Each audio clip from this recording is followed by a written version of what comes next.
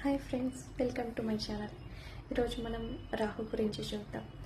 రాహు యొక్క ట్రైట్స్ ఎలా ఉంటాయి, అలాగే నెంబర్ 4లో పుట్టిన వాళ్ళు, నెంబర్ 31లో పుట్టిన వాళ్ళు, నెంబర్ 13లో పుట్టిన వాళ్ళు. నెంబర్ 4 ఇండికేట్ అవుతుంది కదా. సో రాహు అంటే ఏంటి? బేసిక్గా రాహు అంటే ఇల్యూషన్స్, మాయా అన్నమాట. మనం చెప్తూ ఉంటాం కదా పురాణాల్లో మాయా అని, అదే రాహువు. సో రాహు యొక్క ఇన్ఫ్లుయెన్స్ ఉన్నప్పుడు, రాహు మహాదశ జరుగుతున్న లేదా రాహు నక్షత్రాల్లో ఉన్నవాళ్ళు, అంటే శతభిషము, స్వాతి. సో ఎప్పుడైతే రాహు ఇన్ఫ్లుయెన్స్ ఎక్కువగా ఉంటుందో, అంటే రాహు ఎఫ్లెక్ట్ అవుతాడు, సో చాలా ఇల్యూషన్స్ క్రియేట్ అవుతాయి. అంటే లేనిది కూడా ఉన్నట్టు చూపించేవాడు రాహు అనమాట. సో ఆ కన్ఫ్యూజన్స్, ఇల్యూషన్స్ క్లియర్ అవ్వాలంటే మెడిటేషన్ కంపల్సరీ చేయాలి. ఎందుకంటే మనం కేతువుని బ్యాలెన్స్ చేయాలి. ఎంతైతే స్పిరిచువల్ ప్రాక్టీసెస్ చేస్తామో అంతగా మనకి రాహు బ్యాలెన్స్ అయ్యి డెసిషన్ మేకింగ్ పవర్